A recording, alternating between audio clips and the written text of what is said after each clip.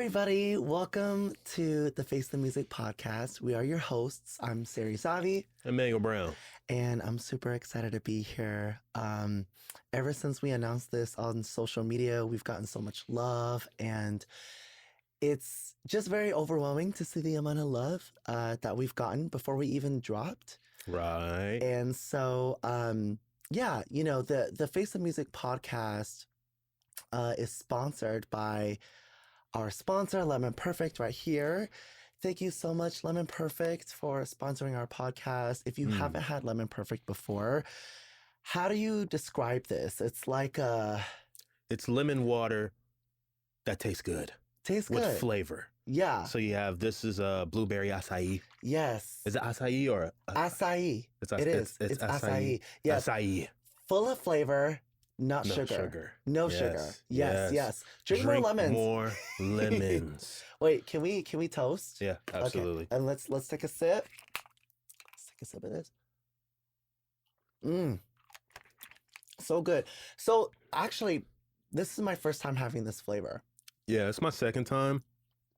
At first, I didn't think I liked it, but I actually do now. I don't know what just changed in the last, 4 days. Like, what? But, I'm dead. yeah, it actually is fire. Okay. So, yes, make sure y'all go get some. You can find them at most of your local retailers, right? Yeah. They're in Target now. They're in Albertsons, Safeway, Hagen's. If you're on the West Coast, these are all like West Coast stores, I believe. That's true. Costco. Oh, Costco too. Yeah. They have a variety pack, and they have a special flavor that's not even out yet that we got to have a try on. So appreciate y'all for hooking us up, the whole Lemon Perfect team. Yanni, Peter, Sharmista, Josh, Alexa. Everyone has been so accommodating, so compassionate. Absolutely. And we really appreciate all of you taking the time to meet us and just talking to us about the project. So thank you so much. Shout out to y'all. So, okay, well, let's get into it. It's our first episode. It's going to be an intro episode. We're going to talk a little bit about ourselves, what the purpose of this podcast, bitch. Already, bitch. Already. So let me tell y'all something. So for those of you who are unfamiliar with this podcast, Face the Music format, I actually started this on my own originally. And I was posting IG Reels on my own without Emanuel. And I think I did like 6 different minute, 20-second videos. Yeah. And, the whole purpose was to talk about various music industry subjects, topics, my own personal experiences, and my unfiltered advice and honest opinion about how to navigate through them. However, shortly after I started this, I was on FaceTime with Emanuel, and he said that it would be really dope if we do a podcast together. And I said one day. I didn't say right away. I just hit him. I was like, you know what, Sarey? It would be rather interesting if one day we did a podcast, because you're a uber gay man. I'm a super straight man. Hella gay. We're polar opposites, but we're also very similar. And I don't think people would see us they wouldn't expect us to come together and do something like this. No, spread my ass cheeks and absolutely dick all day. He will. I will not. Right. But the beauty of it is you have so much experience working with labels and what that looks like. Exactly. And you have we'll get into all that later. So calm down. So, you have all that experience. And then, I just been walking the independent route for a long time. Yeah. You have a lot more experience on the independent route than I do. So for this episode, like I mentioned earlier, I wanted to talk about a little bit about who we are. For those of you who are familiar with our music, familiar with our catalog, but may not necessarily know how we got our start and why we do music. So, I guess we could provide some of that insight as to who we are and how we got started, keeping it short and cute. Yeah. So do you want to go first? No, who are you, Sarey? Fuck. Okay. So for those of you who don't know me, my name is Sarey, Cambodian singer-songwriter and producer, born and raised in Seattle. I was born into a musical family, so both of my parents are professional Cambodian vocalists. My aunt is the booking agent of the family. My uncle sings. Both of my sisters on my mom's side sing. And I just grew up listening to traditional Cambodian music, and there were Crazy. some, yeah, I know, and there were some times where I would be able to go to like the casino and watch them perform and stuff. And when I was, I don't know, like 5 years old, Mm-hmm. I didn't think much of it. Music wasn't my passion. I wanted to get into like video game design. And but that obviously isn't the case now. However, when I want to say when I was like 6 or 7, my I don't even remember whose idea it was, but somebody had this brilliant idea to form a dance group between my sister, my cousin, and myself. That sounds terrible. Apparently we fucked it up. So, okay. All right. Yeah, we was getting paid gigs. So, by the way, this podcast is not for your kids. Yeah. We're not censoring shit. Sorry. Not sorry. Well, yeah, there you go. He said it. So I was like dancing around. Mm-hmm. My sister, my older sister, Sarah, was like our choreographer, and then she got pregnant, so we had to stop. And that was when I was like 9. And then I moved schools because they were rebuilding where I had lived at the time, which is now called Greenbridge. Shout out Greenbridge, because that's where I grew up. In White Center. Okay. Shout out White Center. I was waiting for you to say that, because I was just surprised you didn't say that yet. But go ahead. I digress.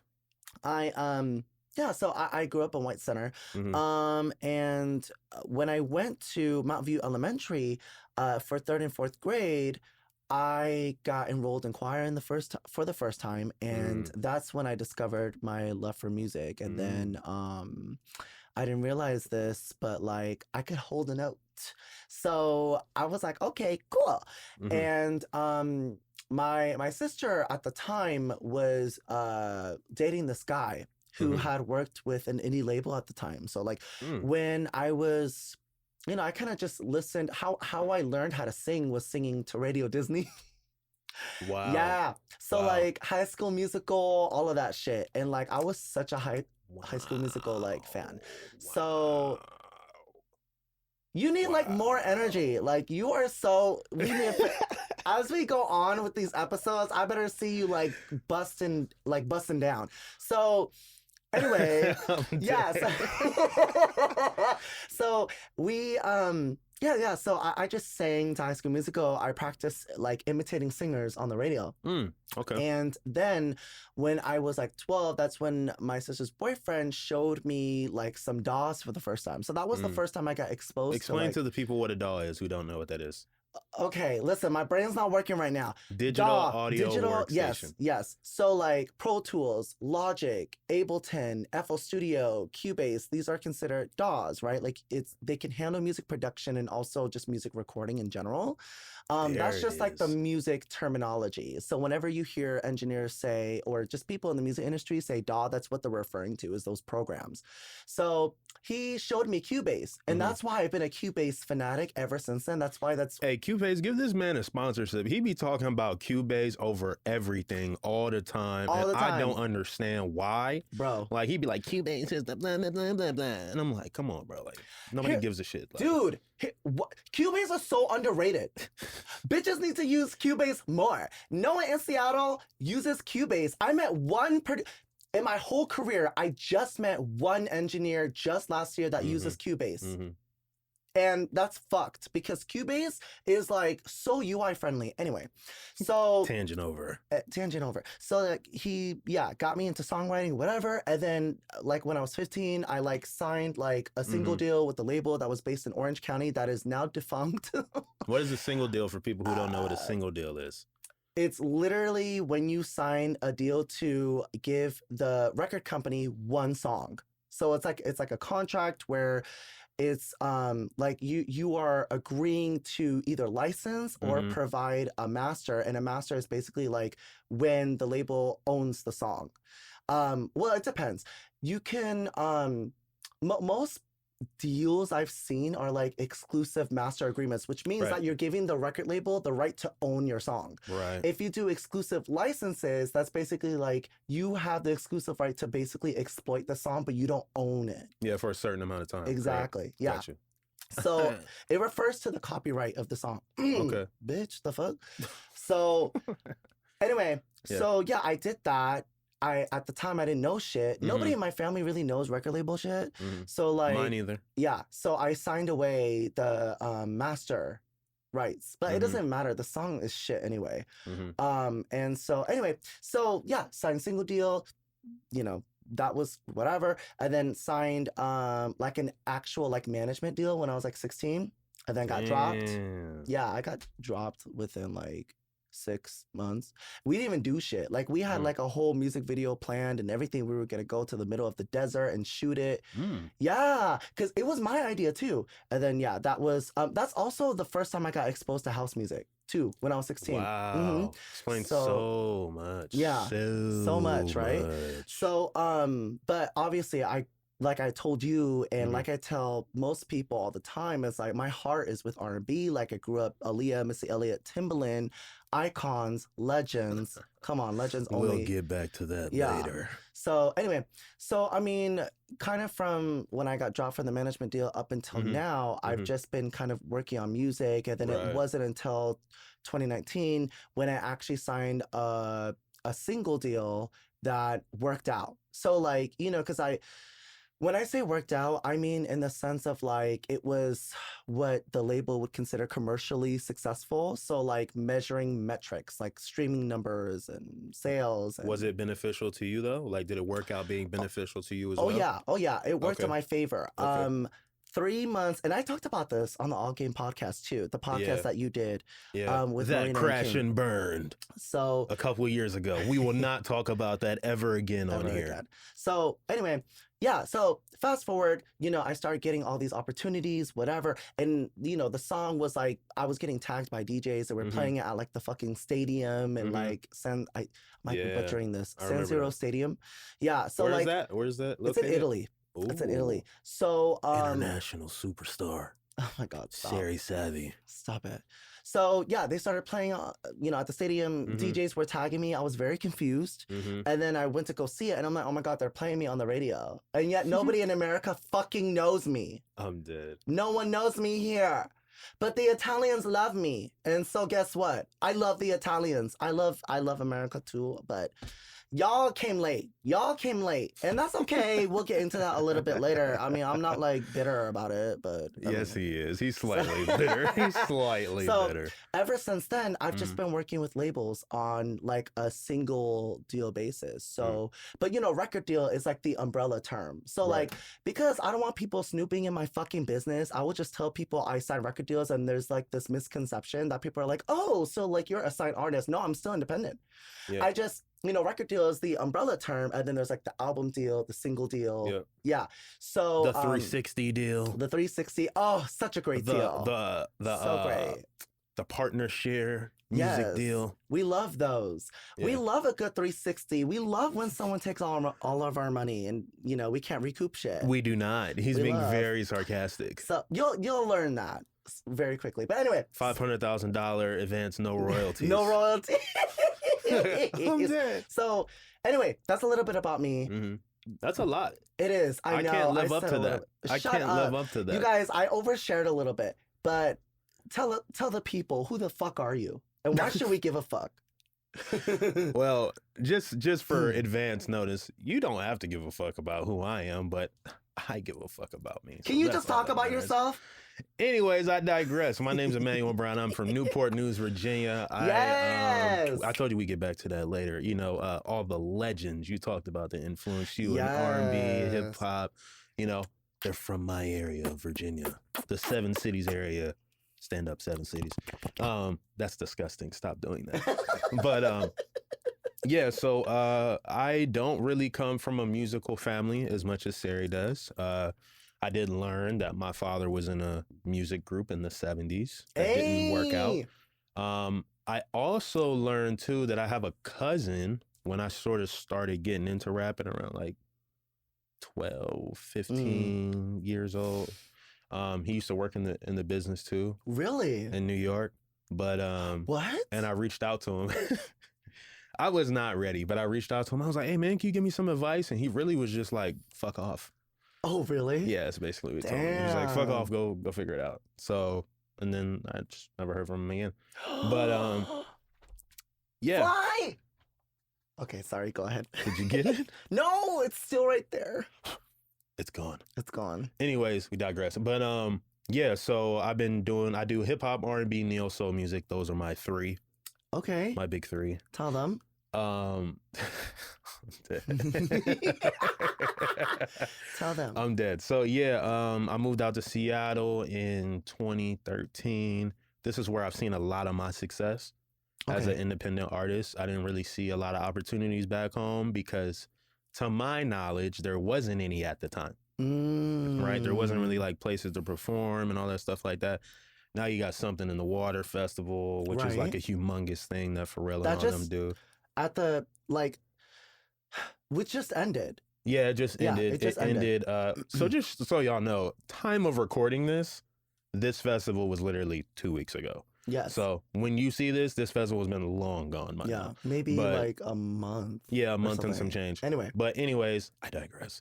I digest. He's going to say I digest when I say I digress. It's just an inside joke thing. You'll learn. Oh my God.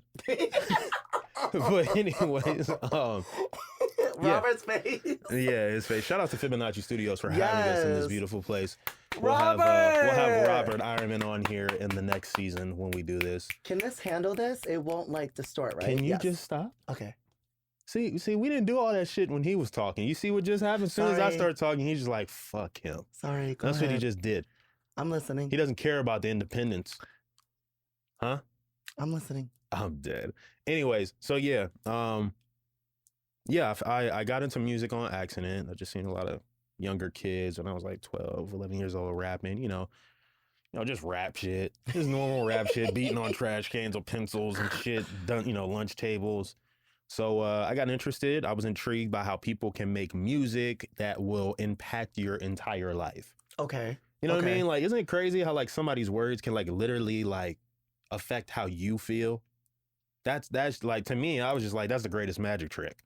Like, so I need to figure out like how to share what I do, what I've been through with the world. So yeah, that's how that came to be. And then, I haven't worked with record labels. Not yet. Maybe never. But I have had a couple, like, come around, snoop around, but they leave, and it's fine. I'm cool with it. But I've had the potential to work with some multi-platinum producers. I've opened up for some legendary artists, such as Bun B, Eric B and Rakim, Zion I think he just passed away. Rest in peace to him. Like a year or so ago. Let's see. I've been putting on shows for myself for the past couple years. Sarey and I have been doing that together with the rest of the people we do business with. Shout out to the crew.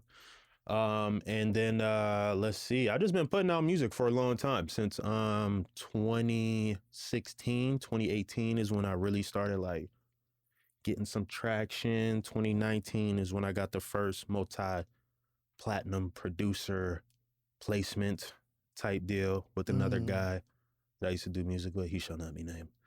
But yeah, and now we're just moving independently, and things are just moving at a high speed.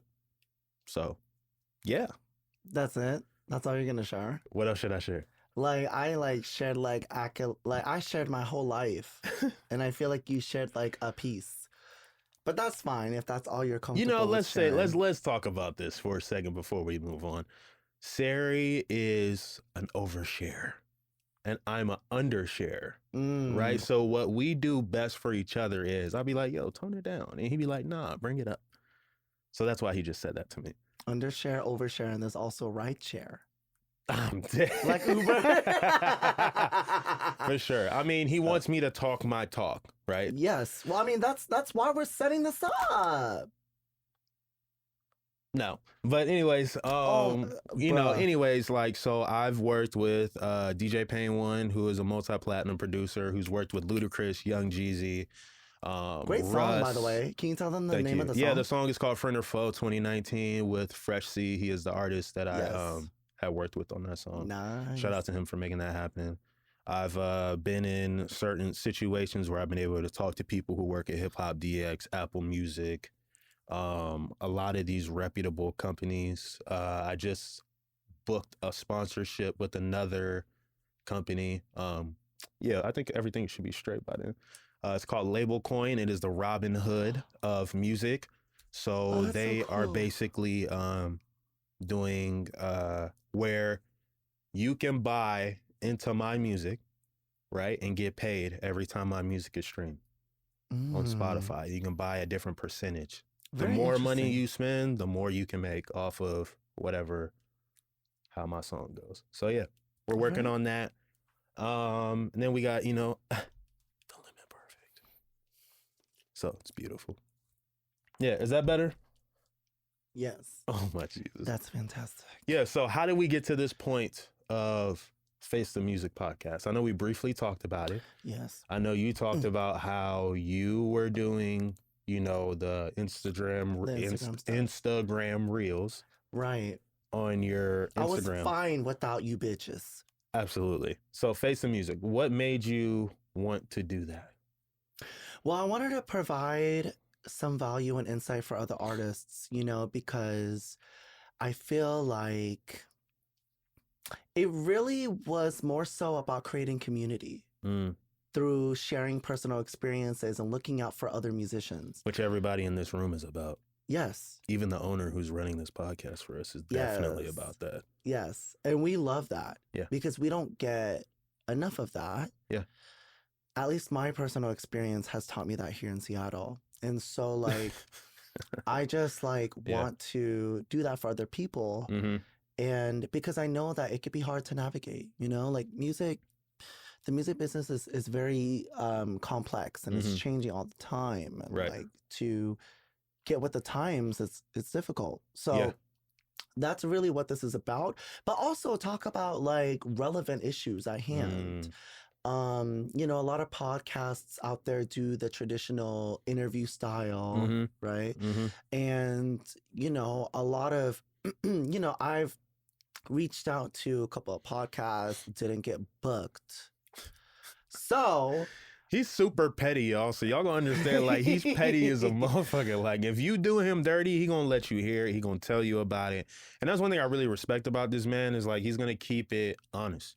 Yeah. Whether you like it or not, and he's gonna tell you to your face. You know what I mean? So you gotta respect that's it. Just what it is. You gotta respect that's what it's gotta be. Yeah. And so that's why I hopped on this so quickly. When you said one day, and I was like, no, we gotta do it. Because I was I was so tired. I was just we got something to say. Yeah. Our guests who will be on the future, who don't do podcast interviews as often as well, have something important to say that people deserve to hear. Right. And I feel bitch, my voice deserves to be heard worldwide. Well, I think two things I want to say that are important about the Face the Music podcast here is one, equality is important, or three things. Equality is important, right? Because we come from two different backgrounds, and just because you're a gay man and I'm a straight man doesn't mean we can't work together and be friends and can't make business happen, right? So boom, we're living proof of that. Two, we don't know everything. Let's make that very clear. We don't know everything, but we're here to share what we do know, and we're here to share what we're learning on our journey and while it's happening. Yeah. Right? And if we don't have the answers, we'll go find somebody that we know who may have the answer and bring them here. Exactly. To talk about it, right? Yeah. So I think that's important to know. Did you say 3? I feel like you said 2. I said 2, then I did 3, and I named all 3. Okay. So I kind of wanted to wrap this up with a question. Okay. So I wanted to ask you, and then I'll answer after. What does it mean to you to face the music? It means to face the music, for me, that you have to be able to look at yourself in the mirror every day if you're going to do. I mean, this is around music. So if you're an artist and you're watching this, you need to know that you are the one that's accountable for everything that happens and does not happen in your career.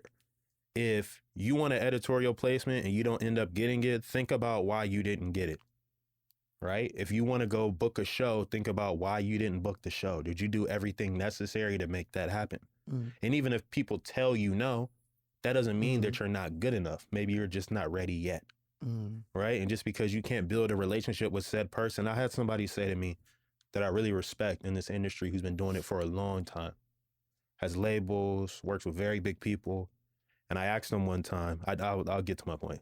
Yeah. I asked him one time, I said, bro, when I remember you telling me, when you're trying to build relationships with people, you just give value. Just keep giving value, and don't ask for anything. Just keep giving. And I said, damn, bro, like, you just keep giving and giving and giving, and people won't give you the time today. Like, what do you do? And he says, well, maybe it's not time yet. Mm. Maybe it's not time yet.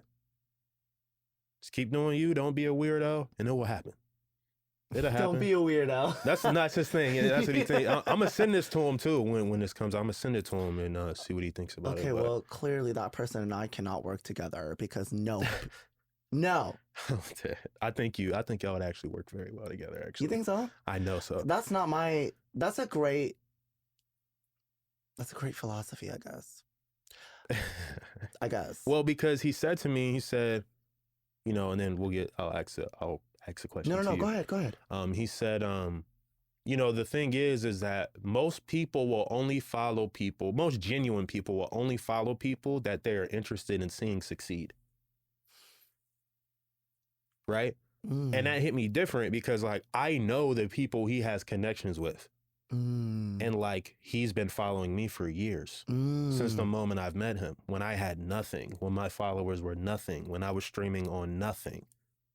So it's like, oh. I like that, actually. I really do like that. So you never know who's watching. Just keep doing what you're doing. Yeah, that's also very true. Yeah. Yeah. What does Face Music mean to you? Spread your cheeks open and just let the dick slide in. For sure. For sure. No, seriously, I think that facing the music to me means be prepared to be uncomfortable. Come on. Something that we go through very often. Absolutely. Very often. And I think, the reason why it's called Face the Music is because I felt like there were too many podcasts who were like trying to like be nice. Not to say that we're not going to be nice, but also being transparent. Yeah. Being direct. Yeah. Being approaching shit with tough love. Absolutely. I feel like we need more of that because I feel like the niceness shit works a little bit. Yeah. But the real industry is not pretty. Right. And right. So the answers that you're looking for are not going to be pretty. Absolutely.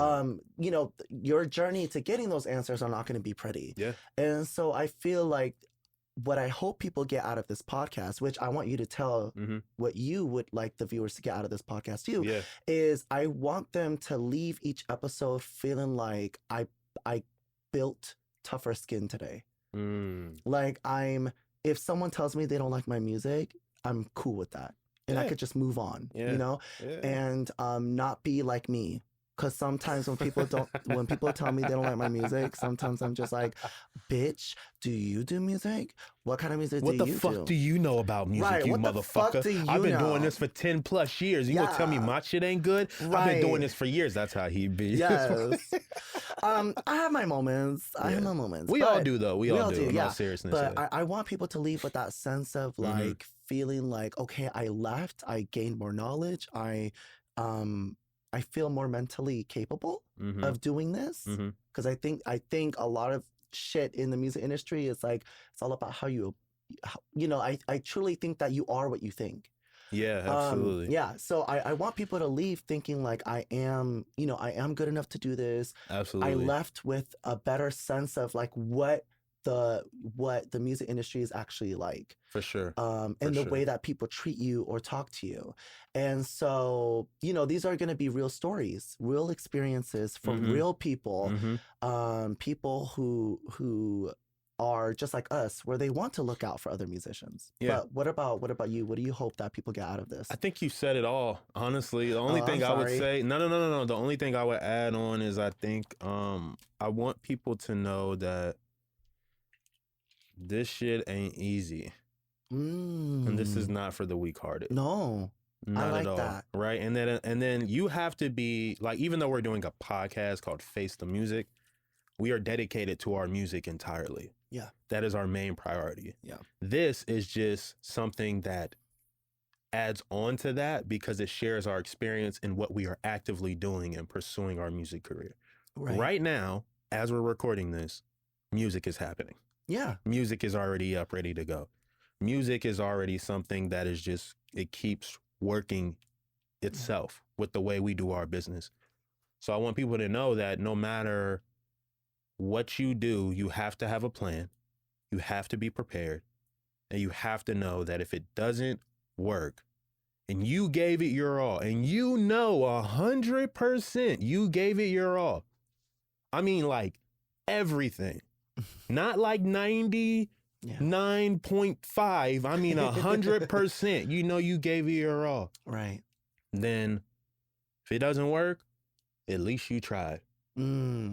That's it. Okay, pop off. That's Slay. it. Because a lot of y'all motherfuckers ain't giving 100%. Right. Y'all giving 20.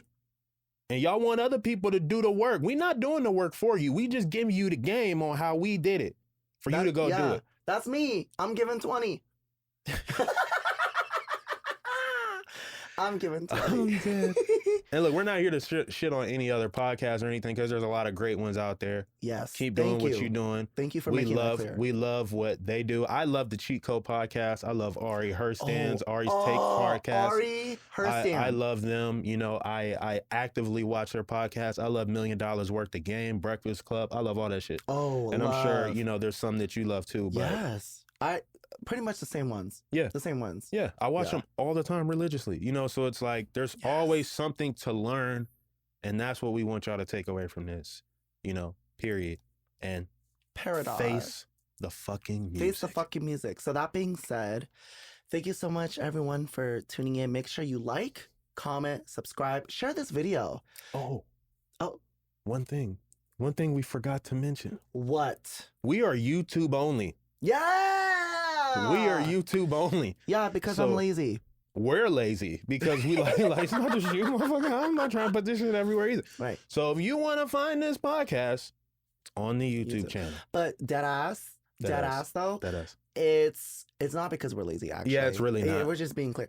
It's part of an initiative that we both mutually agreed on, that we wanted this to be as accessible as possible without people having to pay for a subscription for something. Absolutely. And so that's part of the reason why we're making it YouTube exclusive only.